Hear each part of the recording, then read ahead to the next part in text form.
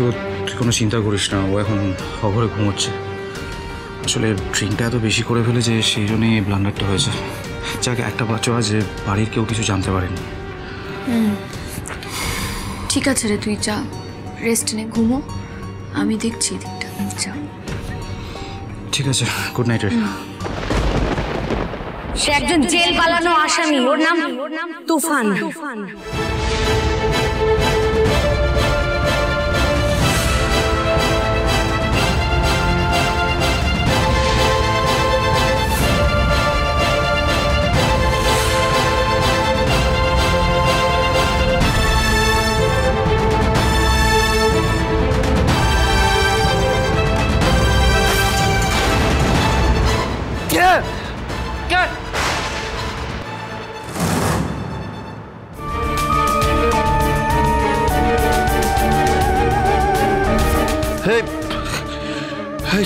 তুমি মাথাটা খারাপ হয়ে গেল নাকি?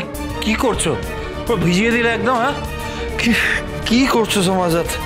অনেকটা নেশা করে ফেলেছো আদি, তোমার নেশা কাটাতেই এটা করলাম। নেশা?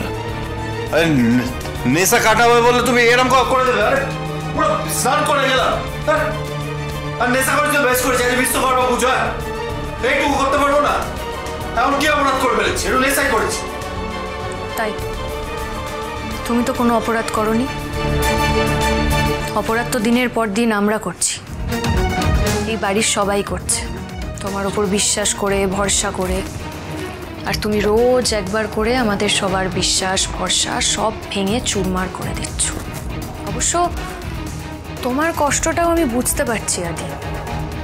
তোমার মাথায় চোট লাগার পর থেকে তুমি কিছুই বুঝতে পারছো না কি করছো, যা বলছো তোমার মনে থাকছে না, কি করছো তুমি পরের দিনে ভুলে যাচ্ছ।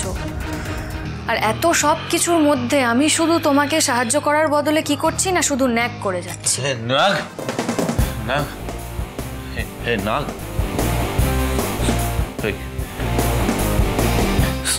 সাপটা পাচ্ছি নাকি? এই সাপ আমার ভয় করে। সাপ কোথায় রে? এই সাপ কই? সাপ তুমি এখনো দেখোনি, এইবার দেখবে। তোমাকে এবার আমি কি কি দেখিয়ে ছাড়ি, দাঁড়াও। এই সাপ তুফান পছন্দ করে না। সাপ কই?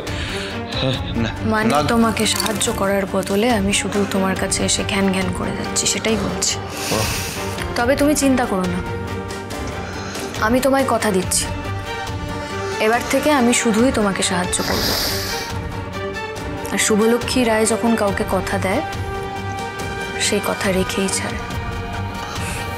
খুব তাড়াতাড়ি আবার আমি আমার আদিকে ফিরে পাবো, এই বাড়ির সবাই আবার তাদের পুরনো আদিকে ফিরে পাবে। কি হলো কেসটা? ডেঞ্জার বৌদি শুরু করলো কারেন্ট মেরে, তারপর হঠাৎ মালাই কুলফি হয়ে গেল।